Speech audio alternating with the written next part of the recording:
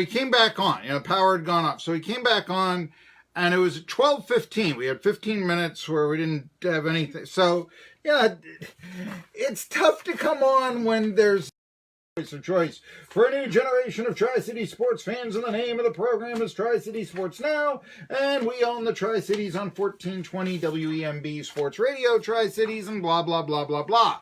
Because I've got the best guests and the hardest-hitting opinions in the market, and the whole spiel. All right.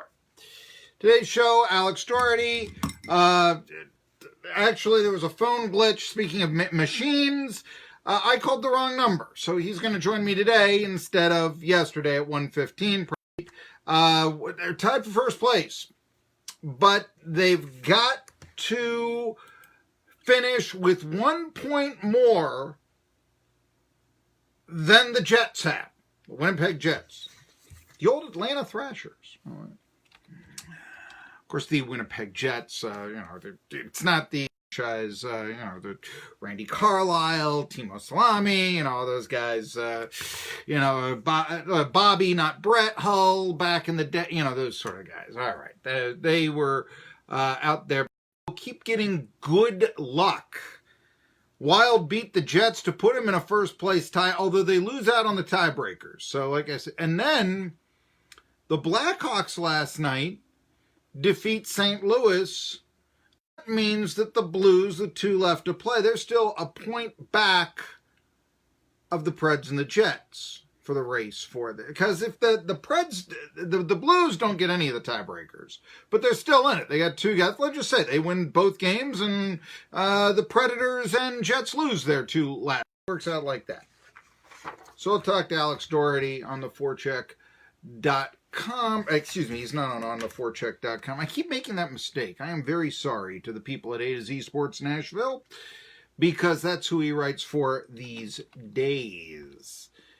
And so we will be talking to him at 1:15. It is race week here in the Tri-Cities, and I haven't been able to talk about it as much. I got a bunch of NASCAR stories, though, here today.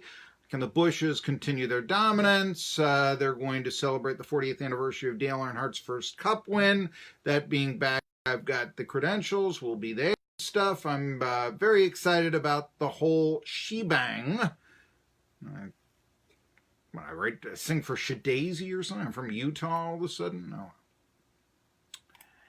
And so we are going to have on a quote-unquote track official. Of course, they are now in the playoffs beginning next year. And so, a man that I want to do business with in the future, Drew Bedard. He'll be joining me. I think he's been on the show before. Drew Bedard will be joining me at 1 o'clock, and we'll talk about what's going on, the radio, and all that good stuff. But the big news in Tennessee, that Jordan Bone of Tennessee, Volunteers, that is. Well, he's no longer going to be a Tennessee Volunteer. Jordan Bone is leaving the Tennessee basketball program. He's declared for the draft. Now, there is a way that he can say, wait a minute, my draft prospects weren't that good. I'll come back to Tennessee. I've got Caleb Calhoun down at up at allfortennessee.com telling me, or he's written a story that says this is, big time loss for Tennessee. Me, I don't necessarily think that. I think it hurts them with depth, a little bit, beyond the general, how's this going to affect the Tennessee Volunteers? I look at it as, how's it going to affect college basketball? How's it going to affect the Vols look? Hosea James, couldn't remember his name the other day, but he's a 5-star point guard out of South Carolina, the third highest prospect the Vols have ever received on the hardwood.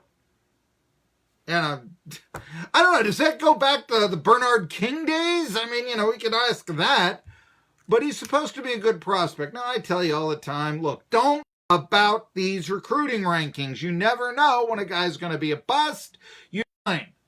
2014 Vols on the gridiron, 5th best recruiting class in the country. By the time they're all seniors, they're going 4-8. All right? I mean, you do not know how these guys are going to pan out. It's going to hurt the Vols more that they're going to lose Admiral Schofield and probably Grant Williams. Can't imagine that he will stay at Tennessee. And the reason why is just the same thing, why Jordan Bone is going. And it's this. The college basketball player in 2019, at any time, he wants to be paid. And if that's from an overseas team, or remember, this is huge. I keep telling you, the G League paying players $125,000 a year coming out of high school. I can't imagine why anyone would go to college if they've got 125K, or is it G's? What is it? Yeah, 125 G's behind them. Oh, well, don't get the chance to play at Rupp Arena. Who cares? Jordan Bone obviously doesn't. He's declaring for the NBA draft. He could play in Rupp Arena next year. That's obviously not that big of a deal. Now, the Vols will regress next year. I mean, in fact, only ranked will be the Buccaneers. Yes, ETSU. But they should be okay on the perimeter should the Tennessee Volunteers with James. There's always the chance Bone will dip his toe into the pro waters, say, it's not there, and come back to Tennessee, but it doesn't sound like that doesn't seem to be what he's talking about. But I think that, Bone is what the future of college basketball is going to be. And as I say, I mean, you talk about, you won't get the chance to play at the Poly Pavilion. Obviously, that did not mean much to LiAngelo Ball. Now, you can tell me that the Ball, they did put on or create their own basketball league. So that microphone. I do know that Ball wasn't going to play at UCLA for a year because of a shoplifting charge, but I mean, think of it as a red shirt. It's Poly Pavilion. He goes to Lithuania, 14 games over there, and, it's a team where the coach was selling meat out of his truck, but he was getting paid. Now, it is very hard in this day and age, I think, that the college basketball player sees thousands of people cheering him on, knowing your team's going to make money hand over fist, and your benefit is room and board and a spot in the classroom. I think that's really difficult. Paying college athletes, yes, opens up a lot of problems that nobody wants to address. I'm still not convinced it's the best way to go. Does it mean unprofitable sports at a university will be eliminated? Like track and field or something? Possibly. Do players get a flat cap of salary? In other words, the NCAA says, okay, yes, everyone will make $1,000 a year. Something like, and then no incentive to doing it, but here's your coin. Okay, or will you have James? Well, Tennessee's offering me $50,000 to play here. Billson really wants me, they're offering $125K. I mean, will it be like that? Who knows? You could not predict that right now. Admittedly, I don't know that a lot of people would like it that way, but hey, you're a free agent. Back in the day in baseball, when you were a free agent, when you were coming out of high school, let's say, if you were a prospect, okay, here come the Braves, and they're offering you $30,000, and the Dodgers are offering you $10,000. There's a famous story that Roberto Clemente actually signed for $10,000. He could have signed with the then Milwaukee Braves for $30,000. Emily said, but you told the Dodgers you'd sign with them for $10,000. You've got to agree to that. Yeah, Roberto Clemente was signed by the Brooklyn Dodgers. A lot of people don't know that. He was drafted by the Pirates. The Dodgers knew what they had, and they were trying to hide him in the minor leagues. And a scout by the name of Howie Hack, I think, saw him, throwing in the outfield. And who is this guy? And the next thing in it, they drafted him. I think it's called the Rule 5 draft. Anyway, and he became a... I think there will be some, if you do pay players also, I do think, how does that affect an ETSU or a Quinnipiac or certainly a Chicago State or a lot? It certainly doesn't make the money that Tennessee does. Would universities say enough and try to brand themselves without star model? And I'm telling you that even in a place like the SEC, that might be something to consider. Because the real talent in baseball, in amateur levels, let's say before you're 18, it's not in high school, it's in travel ball. In hoops, it's in AAU. And in hockey, it's in the amateur level. Fan following does amateur hockey have as compared to high school? What kind of basketball have as compared to high school basketball? Very little.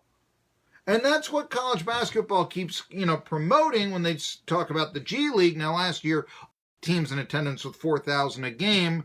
Flip of that, ETSU drew 5,000 a game this year. So, let alone what Syracuse and Tennessee and Kentucky and those guys. That also says, I think the overall attendance G League was 1.1 million. They're kind of happy about that. These teams have as compared to the identity. Yeah, your high school basketball team, it is not playing on the same level as the AAU team that comes to town. However, the fans go to the high school team. There's identity. There's team in town. I went to that high school. That might be the future of college sports to survive. And if it is, then they can, take more of an Ivy League model. The TV contracts, that's what they're hoping. But just ask yourself this. Here's the thing with Bone, and I think it pointed. Let's say you're a student at Yale Drama. Okay? Yale Drama. And now all of a sudden you're offered the chance, you audition, and you have a chance to star in a feature film. Or maybe be the lead in a Broadway play. Hold on. No, I can't do that. I've got Yale. You'll put Yale off for that once-in-a-lifetime opportunity, which is what playing pro ball is. There'll be time enough for calculus when the shooting's done. All right, I'm Marky Billson. Again, Drew Bedard, Bristol Motor Speedway. He'll be joining me here, and we will also be talking to Alex Doherty of A to Z Sports Nashville about the Predator. You'll hear about that coming up after this. Now, we are broadcasting not only on www.jetbroadcasting.live, but also on the 1420 WEMB Sports Radio Facebook page. If you haven't checked it out yet, please do so. It is not my personal Facebook anymore. We are doing it on the 1420 WEMB Sports Radio Facebook page. I hope to see you there. Tri-City Sports Now coming back after this.